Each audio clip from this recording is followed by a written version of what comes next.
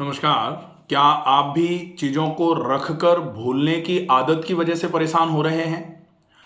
कोई भी चीज़ कहीं रखने के बाद जब उसको रिकॉल करने की बारी आती है तो आपको याद नहीं आ रहा है आपने कहाँ रखी हुई है किसी चीज़ को, या फिर आपको भी सोची हुई बातें दोबारा याद करने में बहुत टाइम लग जा रहा है और उसकी वजह से इरिटेशन बढ़ना चालू हो जा रहा है।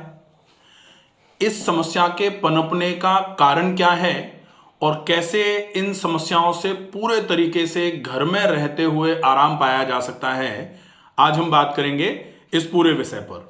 वीडियो में अंत तक जरूर बने रहें ताकि भविष्य में अगर कभी आपके साथ ये समस्या होती है तो आज ही हम ये समझ लें कि इसको किस तरीके से आपको मैनेज करना है। अगर आपने अभी तक चैनल को सब्सक्राइब नहीं किया है तो प्लीज इस चैनल को सब्सक्राइब जरूर कर लीजिए। सबसे पहले हम बात करेंगे कि ये समस्या लगातार बढ़ती क्यों जा रही है कि हम किसी भी चीज को कहीं उठा के रख दें और जब हमको उसको खोजना पड़े तो हमें बहुत देर लगती है, मिल नहीं रही होती है कोई चीज, तो फिर इरिटेशन, थोड़ा गुस्सा बढ़ना, चिड़चिड़ापन बढ़ना चालू हो जाता है। सबसे पहले ये क्यों हो रही है समस्या? क्योंकि आज इंसान बहुत हड़बड़ी में है। हमने किसी भी चीज को यहां से उठा के यहां रखा तो रखते समय हम इसको यहां रख रहे हैं, उसके अलावा मन में कुछ और भी चल रहा होता है। और अगर दो चीजें एक साथ कर रहे हैं तो जरूरी नहीं है कि दोनों चीजों पर प्रॉपर तरीके से फोकस रहे। तो अनफोकस्ड अगर कोई मूवमेंट या अनफोकस्ड कोई हमने काम कर दिया है तो निश्चित ही अगर कोई दो लोगों ने कुछ बात हमसे कही और हमने एक की सुनी दूसरे की सुन ही नहीं पाए तो डेफिनेटली जब सुनी ही नहीं है तो कैसे याद रहेगी बात।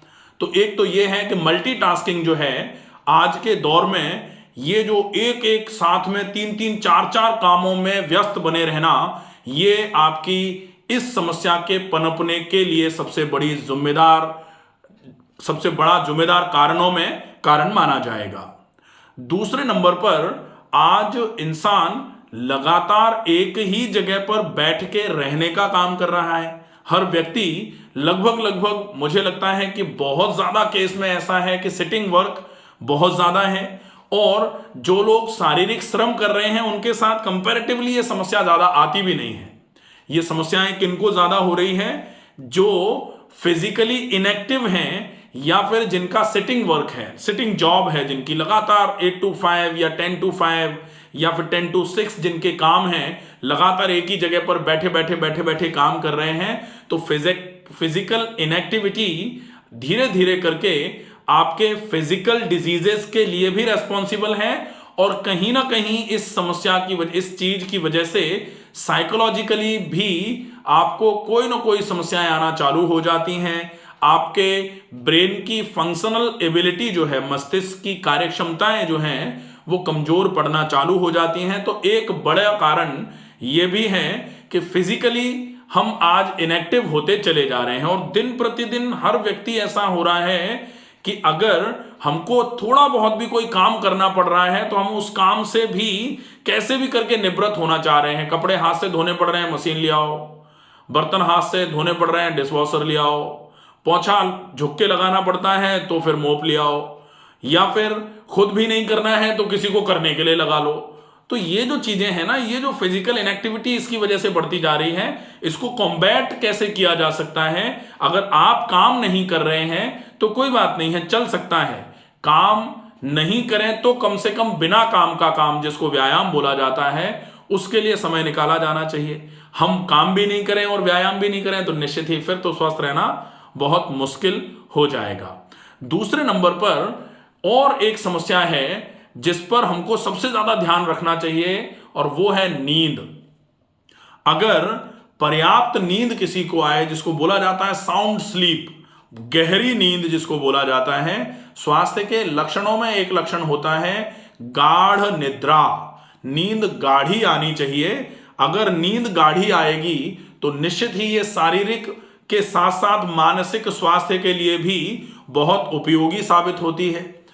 गाढ़ी नींद का मतलब क्या होता है कि जैसे बचपन में छोटे बच्चे को दादाजी के पास लिटाया हुआ है, अब दादाजी के पास से वो कब उठ करके माँ के पास चला जाता है या उसको उठा ले जाते हैं गोद में और वो दूसरी जगह जा रहा है, उसको नहीं पता होता है। सवेरे वो जागता है तब पूछता है हम तो दादाजी के पास लेटे थे, हम यहां कैसे आ गए। तो इतनी गाढ़ी नींद में सो रहा है कि आप उसको उठाते हो, उठा के दूसरी जगह ले जाते हो और उसको आभास ही नहीं हो पाता। उस नींद को बोला जाता है गाढ़ी नींद। लेकिन आजकल नींद कैसी है कि कोई लेटा हुआ है, कोई अगर बात कर रहा है तो सारी बातें सुन रहे हैं, या फिर किसी ने अगर थोड़ी सी एक सुई भी गिरा दी तो जाग गए, क्या हुआ। तो इस टाइप की अगर नींद होती जा रही है तो अनिद्रा का विषय भी एक बड़ा विषय है। अनिद्रा की वजह से भी नींद अगर पूरी नहीं हो पाएगी तो ये मान लिया जाए मस्तिष्क को पर्याप्त विश्राम अगर नहीं मिला तो मस्तिष्क की कार्यक्षमताएं कम होना चालू हो जाएंगी। तो एक बड़ा कारण नींद का पर्याप्त नहीं आना या फिर नींद की क्वालिटी का खराब हो जाना, यह भी इस समस्या की तरफ इशारा करता है। अब एक बात और है कि आजकल ये जो लगातार, जिसको पार्शियल एमनीसिया बोला जा सकता है कि चीजें रख के भूल गए, अभी कहा था भूल गए, अभी कोई काम किया था भूल गए। अब ये जो चीजें चल रही हैं इनमें इनके पनपने का एक बड़ा कारण और है, और उस कारण को बोला जाता है ओवर यूज ऑफ मेडिकेशंस। तो ओवर यूज ऑफ मेडिकेशन, ये शब्द वैसे तो गलत है कहने में कि ओवर यूज ऑफ मतलब आवश्यकता से अधिक दवाइयों का उपयोग। तो आवश्यकता होती है तभी तो दवाइयां ली जाती हैं। तो अधिक कैसे? क्योंकि हम लगातार हर बीमारी को दवाई से ठीक करने का प्रयास कर रहे हैं। बीपी है, ठीक कर लो दवाई लेके, शुगर हो गई दवाई लेके ठीक कर लो, थायराइड है दवाई लेके ठीक करो, थोड़ा दर्द आ रहा है दवाई खा लो, थोड़ा पेट में गैस बन रही है दवाई खा लो, थोड़ा खाना नहीं पच रहा है सिरप पी लो। तो ये जो दवाइयां हैं, इन दवाइयों को अगर हम ज्यादा से ज्यादा उपयोग में लेते हैं, उसकी वजह से भी मोर यूज ऑफ मेडिसिन की वजह से भी कहीं ना कहीं मस्तिष्क की कार्यक्षमताओं में कमी आना चालू हो जाती है और उसकी वजह से चीजें आप रख करके भूलना चालू हो जाते हैं। यह समस्या सामान्य तौर पर डायबिटिक्स जो हैं उनके साथ ज्यादा देखने में आती है, या फिर जिनके शरीर में ऑक्सीजन की कमी हो रही होती है उन लोगों को यह समस्या और ज्यादा देखने में आ रही होती है। तो डायबिटिक्स हो गए, या फिर अस्थमैटिक्स जो हैं, या फिर नाक जिनकी बंद होती है, या फिर जिनके शरीर में किसी भी वजह से ऑक्सीजन की कमी होती जा रही है, ऐसे केस में भी धीरे धीरे करके इरिटेशन बढ़ता चला जाएगा और याददाश्त जो है वो कम होती चली जाएगी। तो एक कारण ये भी माना जाता है, ये भी एक कारण है। इसके अलावा एक कारण होता है, वो सारी ही बीमारियों में कारण के रूप में गिना जाता है, और वो कारण है तनाव। अगर कोई व्यक्ति तनाव में रहता है तो निश्चित ही उसकी ब्रेन की फंक्शनलेबिलिटी कम होना चालू हो जाएगी, और तनाव के लिए कई प्रकार की चीजें शुरुआत से कही जाती रही हैं। जैसे कहा जाता है अप्रसन्नस्य चिंतस्य सर्वे रोगा भवन्ति। अप्रसन्नता और चिंता आपके लिए सारे ही रोगों को कराने का कारण बन सकता है। और एक चीज और बोली जाती है कि अगर आप कहीं तनाव में हैं, जिसको चिंता बोला जा सकता है, तो चिंता के लिए कई चीजें बोली जाती हैं। चिंता चिता संप्रोक्त बिंदु मात्र विशेषता। बिंदु का अंतर है सिर्फ। चिता में अगर बिंदु लगा दो तो चिंता हो जाती है, और चिंता में से अगर बिंदु हटा दो तो वो चिता हो जाती है। तो बिंदु मात्र विशेषता। सजीवम दहते चिंता निर्जीवम दहते चिता। जिस प्रकार निर्जीव शरीर को चिता जला करके खाक कर देती है, ठीक उसी प्रकार सजीव शरीर को चिंता जला जला के, रोज जला जला के खाक करने की तरफ ले जा रही होती है। तो अगर चिंता ज्यादा है, तनाव ज्यादा है, कैसे भी करके आप उस तनाव को मैनेज करिए। अदरवाइज ये तो एक छोटी समस्या है कि आप चीजों को रख के भूल गए हैं, भूल जाते हैं। इसके अलावा कई प्रकार की बड़ी बीमारियों की दस्तक हो सकती है अगर लगातार आप चिंता में रहे तो, लगातार तनाव में रहे तो। इसलिए इससे भी बचने की आवश्यकता पड़ेगी। एक और कारण माना जाता है, वो कारण है इम्प्रॉपर न्यूट्रिशन। अगर आपके शरीर को प्रॉपर न्यूट्रिशन नहीं मिलेगा, वाइटल इंग्रेडिएंट्स जो आपके शरीर में पहुंचने आवश्यक हैं, शरीर में पोषक तत्वों की अगर कमी होना चालू हो जाएगी तो वो बढ़ती हुई कमी पोषक तत्वों की आपके शरीर की क्षमताओं के साथ साथ आपकी मानसिक और जो मस्तिष्क की क्षमताएं हैं उनको कम करने में भी सहायक सिद्ध मानी जाएंगी। इसलिए बहुत आवश्यक है कि आप अपने न्यूट्रिशन पर भी पूरा फोकस रखने का काम करेंगे। अगर न्यूट्रिशन फोकस फोकस्ड रहेगा तो डेफिनेटली आपकी ये समस्या धीरे धीरे करके कम होना चालू हो जाएगी। कभी कभी एक चीज और बोली जाती है कि आप फिजिकल एक्टिविटी की कमी, ऑक्सीजन की कमी, इसका एक और कारण बनता है कि आप फिजिकली इनएक्टिव तो हैं ही लेकिन डिहाइड्रेटेड भी हैं। डिहाइड्रेटेड का मतलब है कि पानी का उपयोग प्रॉपर नहीं किया जा रहा है, उसकी वजह से भी ये समस्याएं पनपना चालू हो जाती हैं। अब हम देखेंगे, ये तो कारण हो गए। तो सबसे पहले तो अगर आपको इलाज करना है तो कारणों को हटा दो, कारणों को खत्म कर दो, अपने आप ही स्वतः इलाज होना चालू हो जाएगा। लेकिन कारणों को खत्म करने के साथ साथ कुछ ऐसी प्रैक्टिसेस हैं जिनके उपयोग से, जिनके निरंतर अभ्यास से आप इस समस्या में बहुत अच्छा लाभ ले सकते हैं। उन प्रैक्टिसेस में सबसे पहली प्रैक्टिस जो रखी जा सकती है वो है आप प्राणायाम की प्रैक्टिस करिए।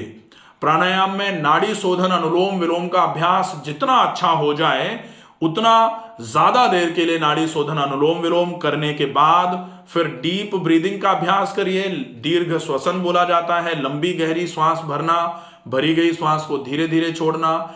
इसके बाद में आप थोड़ी देर के लिए भ्रामरी प्राणायाम करिए। भ्रामरी प्राणायाम से मस्तिष्क की स्टेबिलिटी बढ़ना चालू हो जाती है। तो अनुलोम विलोम, डीप ब्रीदिंग एंड भ्रामरी प्राणायाम, इनके अलग अलग वीडियोस बने हुए हैं बाय डॉक्टर रमाकांत शर्मा।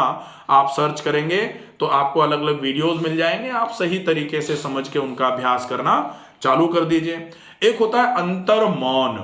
अंतर मौन का मतलब होता है कि आप ज्यादा देर नहीं सही लेकिन थोड़ी देर के लिए ही अगर बिल्कुल चुप होकर के बैठ जाएं, और अंतर मौन का मतलब जो मौन व्रत लोग करते हैं उस तरीके का नहीं है। मौन व्रत तो आजकल इतना ज्यादा एक तरीके से चलन में जितना ज्यादा आया है उतना ही उसका विकृत स्वरूप उपयोग में लाया जा रहा है। कोई व्यक्ति सोमवार को मौन व्रत रहता है लेकिन वो डायरी लेके घूम रहा है। अब डायरी में लिख लिख करके समझाने की कोशिश करी जा रही है, समझ नहीं रहा अगला तो इशारों में समझाने की कोशिश करी जाती है। और इशारे भी कैसे,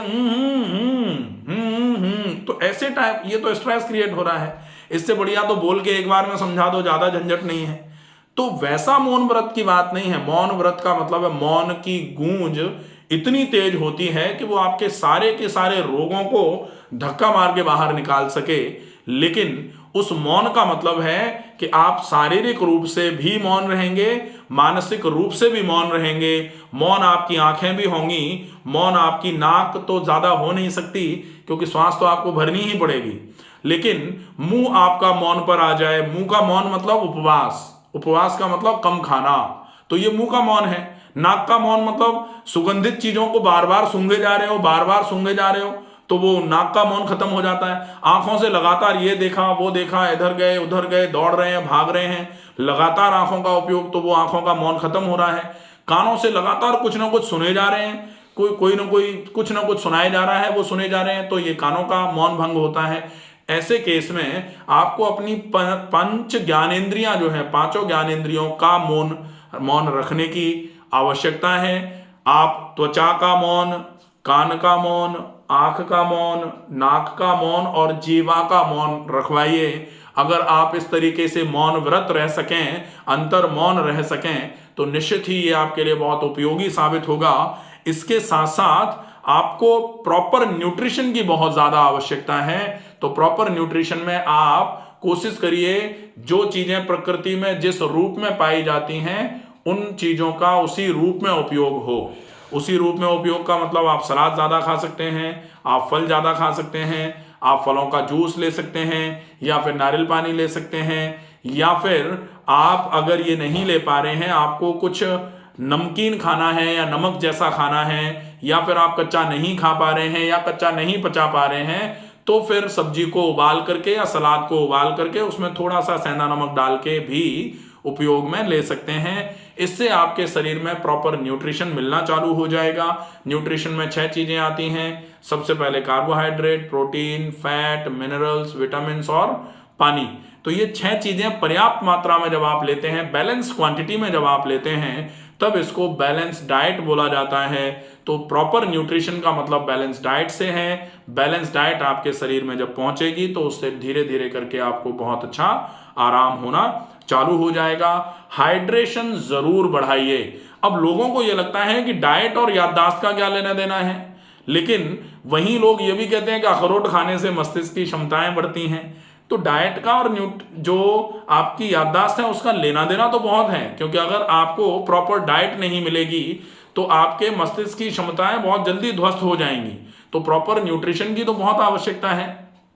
ओरल हाइड्रेशन की भी बहुत आवश्यकता है। ओरल हाइड्रेशन का मतलब है पानी की लगातार बढ़ती हुई कमी को पूरा करने के लिए आप ओरल हाइड्रेशन मतलब आप ज्यादा से ज्यादा मात्रा में पानी पिएं, वो आपके लिए बहुत उपयोगी रहेगा। पानी पी सकते हैं, फलों का जूस ले सकते हैं, सब्जियों का जूस ले सकते हैं, नारियल का पानी ले सकते हैं। ये सारी चीजें आपके लिए बहुत उपयोगी साबित होंगी। इसके अलावा स्लीप की क्वालिटी आपको इंप्रूव करनी है और पर्याप्त विश्राम की भी आवश्यकता होती है। जैसे किसी व्यक्ति को अगर 5 दिन आराम मत दो, उसको लगातार काम करवाओ तो धीरे धीरे करके उसकी मस्तिष्क की क्षमताएं कमजोर होना चालू हो जाएंगी। फिर 7वें 8वें दिन उसको कुछ भी कहो, उसको कुछ ही याद नहीं रहेगा, क्योंकि उसको पर्याप्त विश्राम की आवश्यकता है और उसको विश्राम नहीं मिल पा रहा है। तो पर्याप्त विश्राम भी आवश्यक होगा। अगर आप सही तरीके से विश्राम को भी समय देंगे, शरीर का विश्राम के साथ साथ आपके मन को भी विश्राम मिले, मस्तिष्क को भी विश्राम मिले, इसके लिए अगर आप सही तरीके से फॉलोअप रखेंगे, निश्चित ही आपकी ये बार बार चीजों को रखकर भूलने की टेंडेंसी जो आती जा रही है ये खत्म होना चालू हो जाएगी। आशा है ये वीडियो आपको पसंद आएगा। ज्यादा से ज्यादा लोगों तक इस वीडियो को फॉरवर्ड करें, ज्यादा से ज्यादा ऐसे लोगों तक ये वीडियो पहुंचे जिनको बहुत ज्यादा समस्या होने लगी है और आज ये समस्या दिन प्रतिदिन बढ़ती चली जा रही है। तो प्लीज इस वीडियो को ज्यादा से ज्यादा शेयर करें। स्वस्थ रहिए, सुरक्षित रहिए। धन्यवाद।